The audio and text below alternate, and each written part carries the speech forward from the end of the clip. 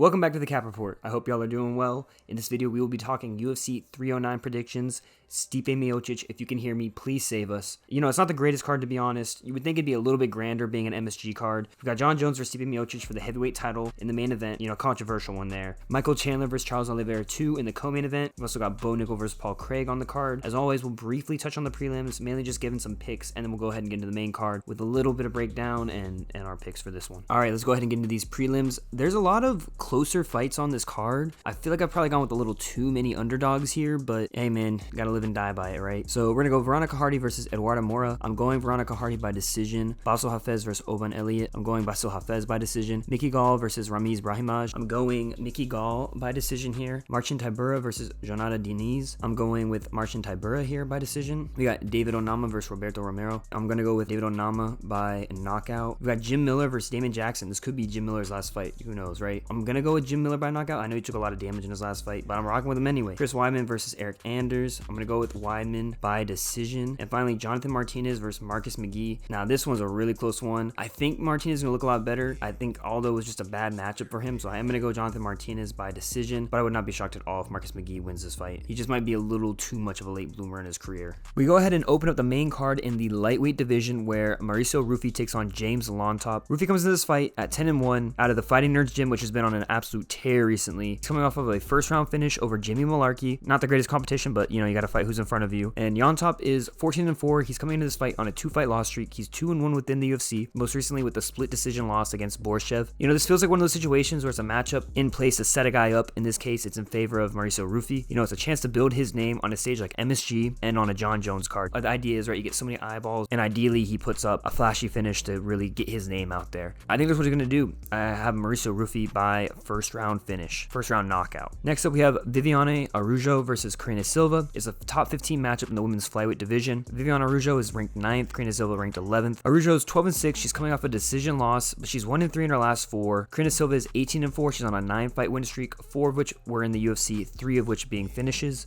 Araújo has fought better competition, but I think Silva's on a good run. She's riding momentum. She's the younger fighter here, so I'm going to go with Karina Silva by decision. I think this one's kind of close. You know, I could see Araújo pulling out a decision win here, but I'm going to go with Silva, as I said, by decision. In the feature fight of this card, we have Bo Nickel versus Paul Craig in the middleweight division. Bo Nickel comes in this fight at 6-0, all finish wins, most recently a submission win over Cody Brundage at UFC 300. Paul Craig is 17-8-1. He's lost 2 straight. I think he's lost 4 of his last 5, but got finished by both Kyle Baralho and Brendan Allen in his last 2. This is by far the most difficult opponent Nickel has faced so far in his career, though. I'm really interested to see the approach Nickel takes in this fight. You know, is he just going to keep the fight standing, or is he going to take a little more risk and looking to take the fight to the ground? You know, because despite the difference between the two in their time in the sport, I do think Nickel has the better striking of the two. You know, I even think there's a chance he controls the fight on the ground depending on how he gets there and the positions that they end up in. But looking at past the victory, we'll start with Craig, and to be honest, I think he needs to get the fight to the ground to win. As I said, I think Nickel's got the better boxing and he's got more power. And even getting the fight to the ground doesn't necessarily win it for Craig, as he's likely going to have to use his BJJ to find a finish. We haven't seen Nickel have to really get past the second round, so maybe there's a chance that Craig can drag him into deeper waters than he's been to before in his career and find a finish or a decision win that way. But I'm thinking that it's going to be that Craig has to get to the ground, you know, catch a triangle, grab onto a limb, something like that, find a submission that way to find a way to win this fight. And looking at the path to victory for Bo Nickel, like I said, I really think he could win either way here. I do think he should use the stand-up as the basis for this fight. I think he's got a good shot at catching Craig. He just has to be careful with how he follows him to the ground if he drops him. You know, I think he could take a wrestling approach if he wanted to as well, if he really wants to make a statement. He's just got to be wary of, once again, just leaving an arm out there or getting caught in something. With that being said, I think that Craig could maybe push this fight into the second or the third round, but I think that Nickel's going to catch him with the stand-up early, drop him and finish him with ground and pound in the first round. We reach the co-main event, which is a 5-rounder and a former lightweight title fight in Charles Oliveira versus Michael Chandler 2. You know, it's a really fun matchup, albeit the fact that it doesn't make the most sense matchmaking wise. Charles Oliveira comes into this fight with a 34-10 record off of a controversial split decision loss to Arman Tsarukyan. Personally, I thought Oliveira won that fight. I can see it both ways. Chandler's 23-8. He's also coming off of a loss, his to Dustin Poirier nearly 2 years ago, actually over 2 years ago, I think at this point. There's so many aspects of this matchup that I think are at play here. You know, there's a time off and the age of Chandler. Chandler's like a fight IQ at times. You know how the last fight between these two played out, the aspect of Chandler fitting the mold of guys who kind of fall into Oliveira's style, Chandler's power and explosiveness versus Oliveira's kind of sketchy striking defense and his chinniness. Yeah, just getting into it. You know, as I said, this is Michael Chandler's first fight in 2 years. You know, he's finally giving up on the McGregor fight, and I feel like that could affect his chances in this fight. You know, he has been training, but I do wonder if there's going to be ring rust going to a fight against a really dangerous opponent when he hasn't fought in 2 years. And now looking at past the victory here, starting with Chandler, to win this fight, he's probably going to need to rely on his explosiveness. He sort of, as I said, he fits that mold of guys who struggle against Oliveira. They're good strikers who won't challenge him or follow him to the ground. Granted, Chandler does have wrestling skills and he can be hard to submit, but he doesn't tend to use that wrestling all that often. He's going to be looking to catch Oliveira, who has been chinning at times in his career, and I do think he's going to want to finish this fight sooner rather than later, as he does seem to do his best work in the first, and his style is just so explosive that it's hard to maintain, right? For Oliveira, I do think he has more options. This is a guy he's finished before and often is underlooked at how hard he hits. You know, he can take more risks in the striking, knowing that Chandler is unlikely to follow him to the ground, and if he does, he's left himself in positions to be tangled in submissions. Something I noticed in rewatching their first fight is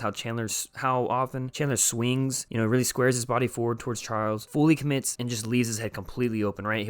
I think that there's a good chance for Oliveira to catch Chandler in his offense again. As I said, looking back at some of those aspects of the fight that I mentioned, right? I think the age of Chandler, he's starting to get up there at the point where he's going to be past his, you know, his physical prime, even though he is such a, you know, physical specimen, you could say. I do think the time off and his age is going to hurt his performance, especially if this fight goes past the first round. And I think that his lack of fight IQ doesn't play that well either, you know, because he throws so much energy expending strikes and he throws so much power in some of them that he is gonna, I think, gas pretty quickly into this fight outside of the first round. And I think that doesn't help either in the way that he strikes, right, and in the way he leaves himself open, that if he's gonna throw these power shots, leave himself open, I think it's just bound to happen again that Oliveira is gonna find a finish in this fight. I'm gonna go with Oliveira by, I was originally gonna go with third round finish, but I'm gonna go with second round finish. I think if Chandler makes out the first round, that he's gonna gas pretty quickly in this fight. We now reach the main event where heavyweight champion Jon Jones defends his title against former champion Stipe Miocic. Jones comes into this fight at 27-1. He comes off of his first round submission win over Ciryl Gane. Stipe is 20-4, coming off of a knockout loss to Francis Ngannou back in 2021. Despite it not being on the terms that we wanted it to be to make this really a genuine legacy fight, it's still somewhat cool to see two legends go at it. It would have meant so much more to see this fight been done anywhere from like 4 to 6 years ago, where both these guys were more relevant, held their titles, and it would have meant more, you know? It is really fascinating looking at how he got to this point. You know, Jones is on a bit of a weird trajectory in his career. He dominated at light heavyweight for such a long time, didn't look convincing or dominant on the tail end of that run, couldn't finish Anthony Smith, fought a split decision versus an injured Thiago Santos, his most controversial win in his final defense against Dominic Reyes, which most people think Reyes won. He then sat out for 3 years to build his body for heavyweight, ultimately waiting out Francis Ngannou's time as champion and fighting Ciryl Gane instead for the vacant belt, which he did look refreshed and dominant at heavyweight in that time. He then looked to book the Stipe fight, but ultimately injuring himself, tearing his pec, and having to get surgery, pushing this fight back to this year. All the push to fight Tom Aspinall. You know, this could potentially now be Jones's last fight because he doesn't want to necessarily fight Aspinall, wants to fight Pereira, all that. But yeah, it's an interesting pathway leading up to this fight. And for Stipe too, right? If you're going back to this time frame where we were talking about Jones, right? He defends against Ngannou. He takes on the DC trilogy. You know, loses the belt, wins it back, defends it, loses it again to Ngannou, and kind of just goes ghost for 3 years until I think he probably was good with not fighting again until Jones brought him up. It's an interesting fight, and Stipe is really old. Stipe is in his 40s. He's definitely up there in age. It would have been cooler to see this when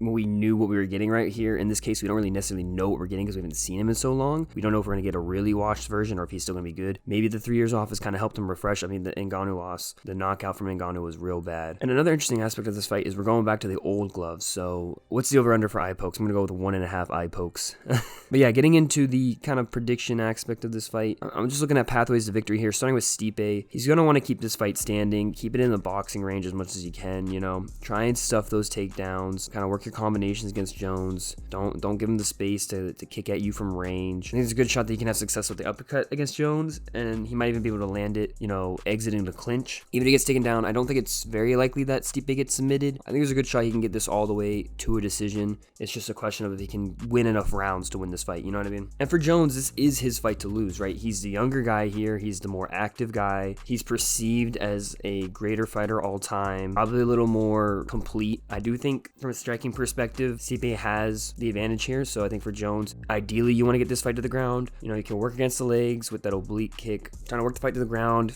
and focus on ground and pound, right? I don't think it's a crazy crazy game plan for Jones here. And looking at how I think this fight's going to play out, I do think that early on, Jones might have a bit of trouble getting Stipe down. I think maybe the earlier rounds, maybe the first round might be a little more Jones because Stipe's going to have a bit more of the ring rest. I mean, both these guys have been out for a decent amount of time. Now these guys have fought more than 2 years at this point. I can see Jones taking that first round just because he's been in the octagon more recently, just kind of working a little bit of damage from range. I think maybe second, third round, Stipe will be able to find that range a little bit better, work the boxing, get some effective striking exchanges, and I think maybe in those latter rounds, Jones will be able to kind of implement the wrestling a little bit more. Maybe there's a chance that Stipe gasses a bit because he hasn't fought in so long. Jones is able to get the fight to the ground, control it there a little bit, maybe not be the most active, some ground and pound, but maybe one of those situations where the judges score it based on just getting the fight to the ground and controlling it there versus actively doing damage. So I'm going to go with Jon Jones by a decision win. I do think it's really close. I think there's a good shot that Stipe pulls this off. I think he really is a live dog, but I think there's too much in Jones's favor to pick against him here. And with that, we have reached the end of this video. As always, please leave a like and subscribe if you haven't. Leave any comments. You know, what are your thoughts on the card? What are your thoughts on my predictions? How many eye pokes do you think it's going to be? As always, I appreciate all the support, any of the views, all that kind of stuff. It really does mean a lot to me. And with that, I'll let y'all go. Let's go ahead and enjoy these fights. And I appreciate all 400 of you.